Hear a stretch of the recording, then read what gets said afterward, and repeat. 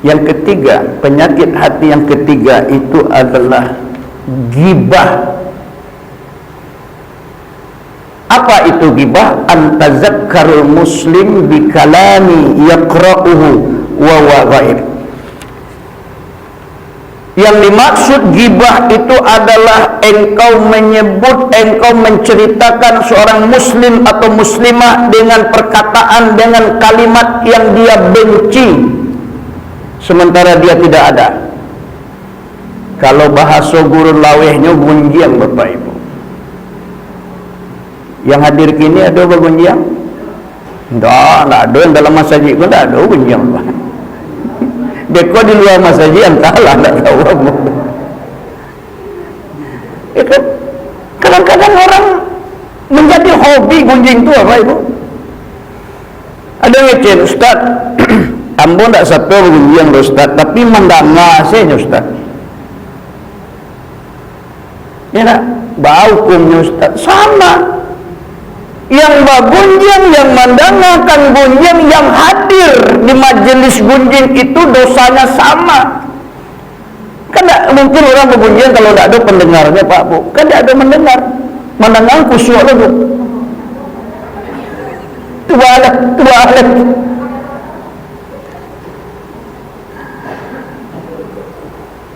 Jadi hati-hati. Banyak hadis-hadis yang menceritakan bahayanya gunjing. Kata Nabi kepada sahabat, hati-hati dengan gunjing, karena gunjing itu dosanya lebih berat ketimbang dosa berzina. Itu sahabat bertanya, bantu itu ya Rasul. Kenapa seperti itu ya Rasulullah? Kenapa lebih berat dosa bergunjing itu daripada dosa berzina? Sementara zina itu kan perbuatan terkutuk, perbuatan tidak terpuji, tidak senonoh. Betul kata Nabi. Seandainya kamu terlanjur berzina, kemudian kamu sadar, kamu insaf, bertobat pada Allah, berjanji tidak akan mengulangi perbuatan zina, dengan segera Allah mengampuni dosa-dosamu. Tapi jika kamu menggunjingkan orang, kamu mesti minta maaf dulu kepada orang yang kamu gunjingkan. Allah tidak akan memberikan ampunan kepada kamu sebelum orang yang kamu gunjingkan itu memaafkanmu. Anak barek itu Bu. Kau ada nanti lanjut gunjingan capek dan tawa. Dia berani. Kalau ambo yang ibu gunjingan, Pak gunjingan memaafkan malah mereka karilan apa? Ya maaf saya yang dimaafkan Pak. Lain minta maaf, tapi materi yang diminta maaf itu tidak jelas. Kalau minta maaf itu jelas Pak, ijab kabulnya Pak. Pak, Bu, maafkan ambo cok mana menceritakan apa ke orang yang buruk-buruk. Kalau nan elok-elok cerita lah. Jadi materinya Pak jelas. Awak minta maaf Pak. Apa yang mau dimaafkan? Ini kesalahannya mana? Jadi harus jelas.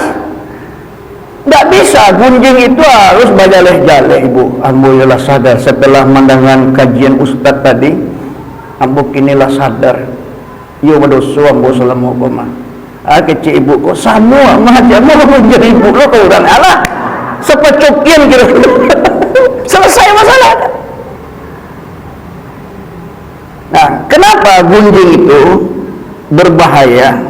La yadkhulul jannah man kana fi qalbihi, ya, siapa yang ada di dalam hatinya sekecil apapun sifat bergunjing itu, maka dia tidak akan masuk surga. Nah, nak bayar tu Bu, awak banyak ibadah tapi menggunjing orang habis. Dalam surat Al-Hujurat ayat berapa ya? Ayat 12 atau 13 saya lupa. Lihat saja nanti. Itu larangan. Wala yattaq ba'dukum ba'da.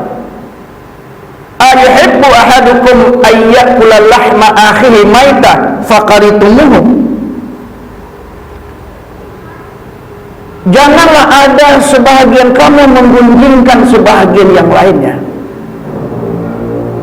Apakah kamu suka memakan daging saudaramu yang sudah mati? faqaritumuhu, tentunya kamu merasa jijik. Bu, Pak, menggunjangkan orang tu sama je makan daging orang tu, Bu, kalau nyala mati, Pak. Nah, elok tak gunjang tu, Pak. Nah. Kalau elok tu tak gunjang, Pak. Apa cerita kebaikan ambok orang tu orang lain mencontoh apa berdakwah jadi. Tapi nak buru-buru ambok Pak cerita orang apa dosa orang menangau dosa je jadinya. Ia kan menceritakan kebaikan, tidak masalah. Apakah salah seorang di antara kamu suka memakan daging saudaranya yang sudah mati? Faqaritumuhu, tentunya kamu merasa jijik. Jangan makan daging orang mati leh. Memandikan orang mati sebenarnya nak takui. Betul tak, Pak? Iya, Bu. Kalau tiba memandikan orang mati, Pak, itulah betundo. Nah, apa-apa disuruh jenazah tu laki-laki, Pak, mandiin jenazah apa coba? Ganti-gantian bawa. Ustaz saya lah, nanti biasa saya lah. Ambo sakit mati. Apa hubungan memandikan mayat dengan sakit mati? Enggak ada, Pak. Ambo alhamdulillah, Pak, demi Allah saya berlindung dari Allah dari sifat ria. Sejak tahun 90 memandikan mayat, Bu, sampai kini belum pensiun ya, Pak. Enggak ada sakit mati. Sakit-sakit lutut itu karena faktor umur saja. Lah 61 tahun umur, enggak ada sakit lutut itu sama lo anak muda itu mungkin, Pak. Ibu-ibu disuruh mandikan mayat, Bu, mandikan mayat, Bu. Ustazah saya lah biasa-biasa saya lah. Ambo cari apa memandikan orang mati ko, kalau cari orang mati ko rasa cari orang meninggal, ambo dia aja. Banyak alasan. Sebenarnya ya ingat tu takwik memandikan mayat. Jijik cik, jajok cik, takwik cik. Takwiknya mayat ke menggari, Pak Ibu. So, kalau pandai mayat tu menggari, lancar lah mandi seorang lah. Kan dia tak pandai menggari, maka mandi. Nah, bergunjing itu hukumnya sama dengan memakan daging orang yang kita gunjingkan. Di sore hari di bulan Ramadan, datang seorang perempuan pada Nabi. Dia sakit paru memilin-milin. Nah, ketika dia depan Rasulullah, ya Rasulullah, tolonglah ambo, paru ambo sakit, tolong diobat. Nabi itu kan juga seorang tabib. Sadar mengecek itu muntahnya, Pak Ibu. Dia muntahkan 2 gumpal daging. Lalu Nabi bertanya, Ibu, apa dosa yang Ibu kerajuan sehari kok? Ada enggak Ibu menggunjingkan orang? Pertanyaan Nabi ke ibu itu. Coba kanak-kanak. Oh ya Rasulullah, tadi ambo ikut mendengarkan orang bergunjing. Ada 2 orang yang kami bicarakan tadi.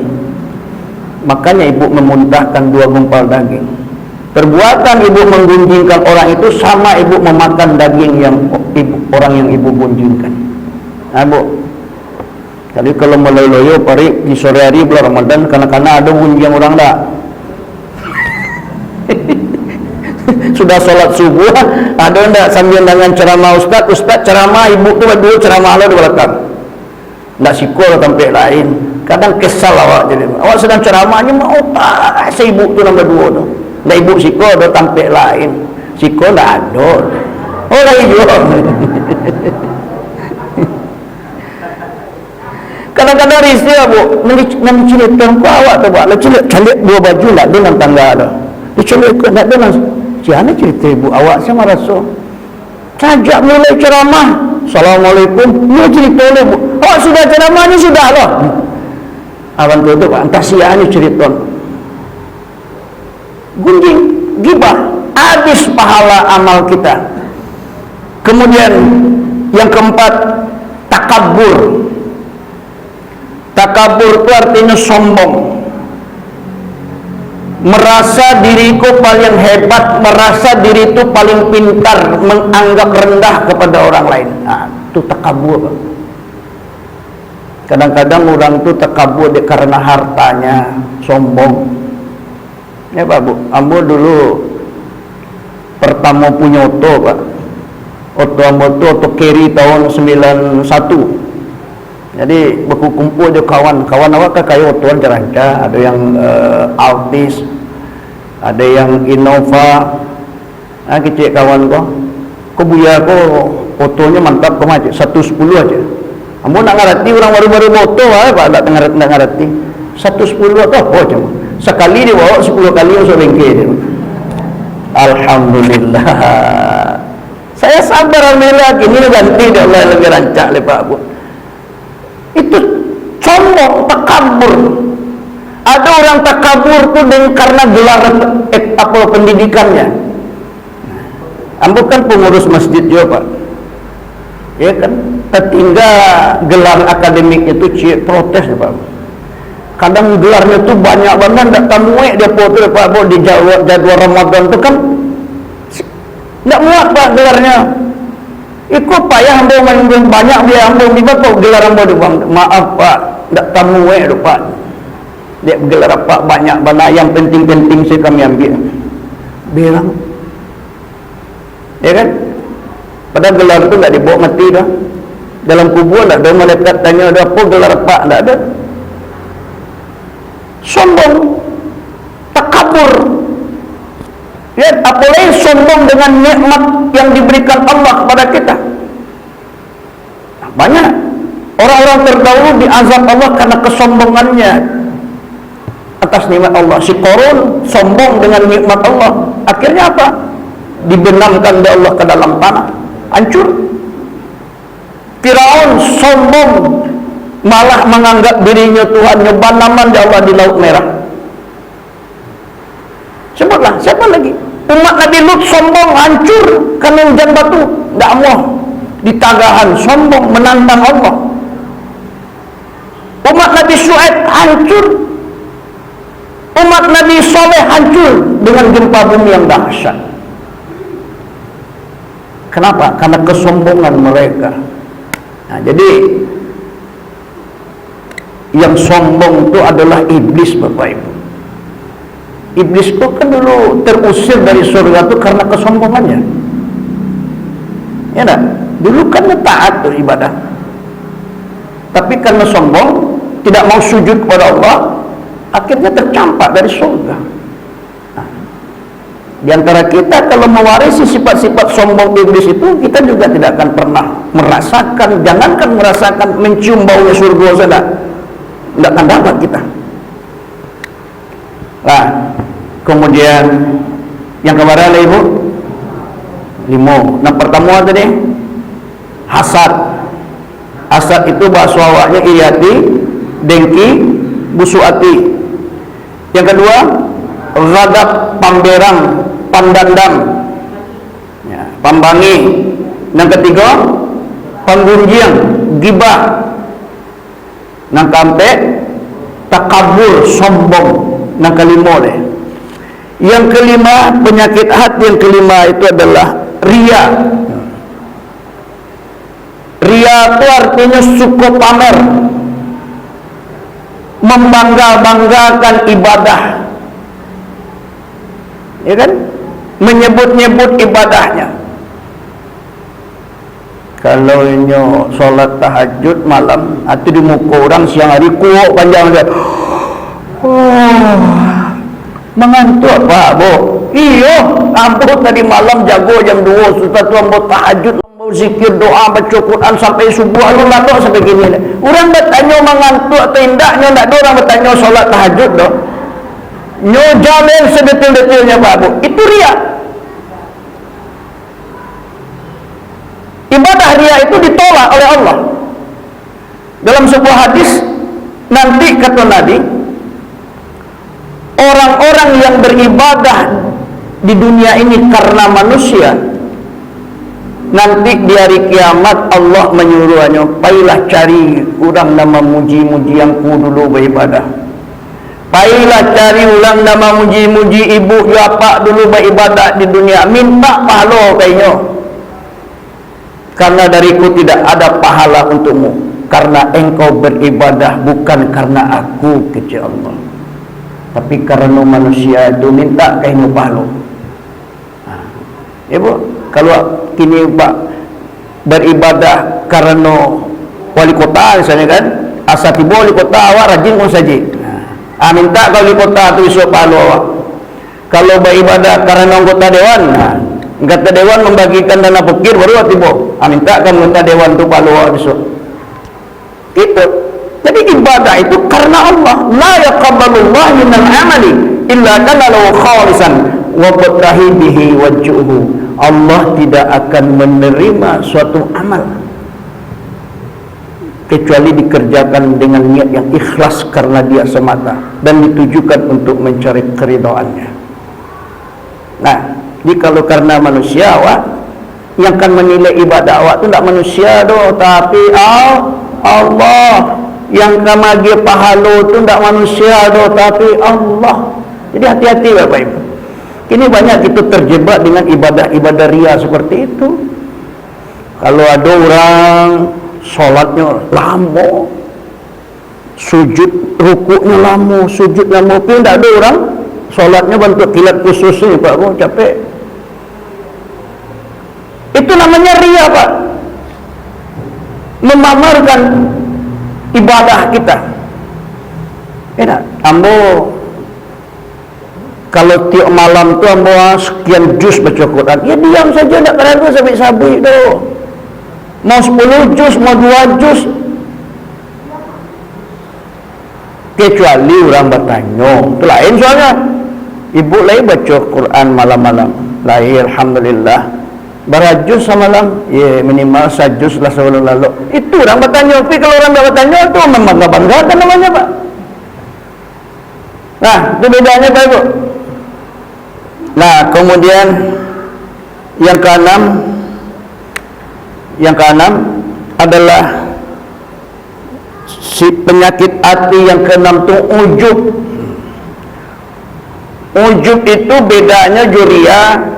Kalau ria itu memamerkan, kalau ujub kan dia tidak memamerkan, dia merasa ibadahnya itulah hebat, merasa ini yang paling saleh, dia memuji dirinya sendiri.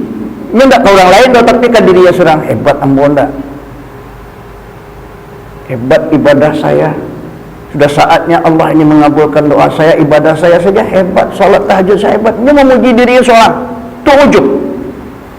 Merasa dirinya paling soleh, merasa dirinya paling ibadahnya itu pasti diterima Allah, merasa diri ibadahnya lah hebatnya terima di Allah. Nah, itu ujub. Kalau ria disebut-sebut, dipamerkan. Kalau ujub kan yang siapa? Nah, tapi dalam hatinya memuji dirinya sendiri. Nah, itu ujub. Jadi Bapak Ibu yang saya muliakan, itulah 6 penyakit hati yang berbahaya yang menyebabkan amal ibadah kita pun tidak ada nilainya di sisi Allah. Salat kita tidak ada nilainya kalau salah satu atau ke-6-6-nya do jawab. Puasa awak tidak ada nilainya di sisi Allah, baik puasa wajib ataupun puasa sunnah, baik salat wajib ataupun salat sunnah. Haji umrah kita tidak ada nilainya di sisi Allah. Habis biaya kita naik haji, tapi kita memelihara salah satu penyakit hati tadi, habis pahala haji Pak. Tidak boleh kini ongkos naik haji kabarnya berapa ya Pak? 95 ya? Hah? 93. Dari 105 turun 93. Nak jadi orang naik haji deh. Nan naik haji 2 laki bini, kini pikir-pikir aja Pak. Kalau 2 orang dah berarti 93 kali 2. 196 ya, 186. Jadi karena ongkos naik haji ku mahal, jangan disiu-siukan, jangan dihilangkan pahala naik haji dan umrah kita itu dengan penyakit hati yang 6 tadi. Siu-siu ibadah awak Pak, habis pahala ibadah awak. Ya Bu, biarlah ibadah awak seketek, tapi penyakit hatiku tidak ada jawab. Tidak, tidak ada gunanya ibadah kita banyak, tapi penyakit hati yang 6 kodok pada diri awak, habis pahalanya, tidak ada nilainya.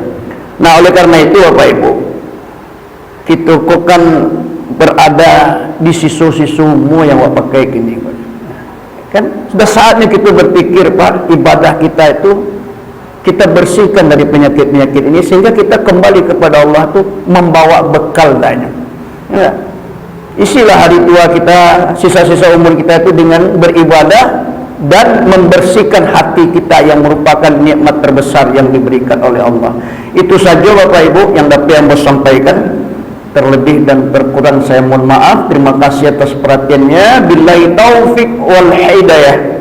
Assalamualaikum warahmatullahi wabarakatuh.